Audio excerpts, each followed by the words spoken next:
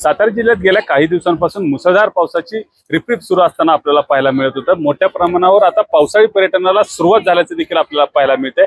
आपण सध्या ठोसेघर धबधब्याच्या परिसरात आहोत। तुम्ही पाहू शकता मोठ्या प्रमाणावर पांढरा शुभ्र हा धबधबा हा ओसंडून वाहताना आपल्याला पाहायला मिळते। त्यामुळेच पर्यटनांचं प्रमुख आकर्षण म्हणून देखील हा धबधबा बनल्याचं आपल्याला पाहायला मिळते। मोठ्या संख्येने पर्यटक आता सातारा जिल्ह्यात अनेक धबधब्यांना भेटी देऊ लागले आहेत। आता मोठ्या प्रमाणात तुम्ही पाहू शकताय या ठिकाणचं एक नैसर्गिक सौंदर्य एक वेगळं खुलल्याचं देखील आपल्याला पाहायला मिळते। तेच पाहण्यासाठी त्याचबरोबर आपल्या कॅमेऱ्यात टिपण्यासाठी पर्यटक आता या सातारा जिल्ह्यातील पर्यटन केंद्रावर येण्यास सुरुवात झालेली आहेत। आता आपण ठोसेघर मध्ये आहोत। आपण काही पर्यटकांशी बोलणार आहोत। मॅडम काय सांगाल, कसं वाटतं हा नजारा? खूप सुंदर आहे, खूप नयनरम्य आहे। इथे येऊन खूप छान वाटतंय, आम्ही खूप एन्जॉय करतोय आणि आम्ही कराडलाच राहतो आणि इथलं वातावरण खूप छान आहे, नयनरम्य नजारे, खूप खूप छान वाटतंय, आम्ही फार एन्जॉय करतोय।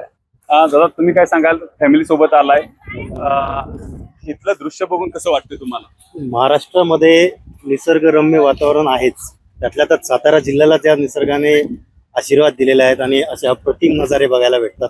अतिशय आनंद होतो आणि हे एकदम परफेक्ट वेदर आहे ठोसेघरला भेट देण्यासाठी आणि इव्हन सातारामध्येही दुसऱ्या ठिकाणी भेट देण्यासाठी। पावसाळ्यामध्ये सातारा जिल्हा जेवढा सुंदर दिसतो तो मी दुसरा कुठलाही जिल्हा एवढा सुंदर मी महाराष्ट्रात पाहिलेला नाही। आता पर्यटनाला आलाय, आता कुठं कुठं भेटी देणार आहात, काय काय बघणार आहात? आम्ही आता इथून सज्जनगडला जाणार आहोत आणि त्याच्यानंतर कास पठार आणि मग त्याच्यात स्टे करून मग आणखी सातारामध्ये अजून काही ठिकाणं असतील तर ते भेट देणार आहोत। एकंदरीत जर बघायला गेलं तर चिमुकलींना देखील हा नजारा बघण्यासाठी पाहायला मिळतोय। दादा काय सांगशील, तू आलायस आता फिरायला, कसं वाटतंय तुला? मला खूप छान वाटतंय, पहिल्यांदा माझ्या अशा जीवन मधलं पहिल्यांदा असं हे समूह मी असं बघितलंय। असं महाराष्ट्रामध्ये मी पहिल्यांदा असं बघणं मला दिसलं की एवढं छान हिरवं हिरवं सगळीकडे होतं। धबधबा बघून कसं वाटतंय, प्रसन्न वाटतंय? हो, खूप प्रसन्न वाटतंय।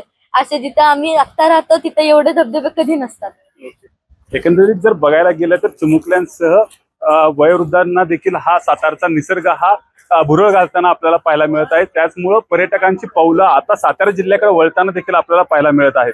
कॅमेरामॅन ओमकारसह वैभव बोडके, एबीपी माझा, सातारा। एबीपी माझा, उघडा डोळे बघा नीट।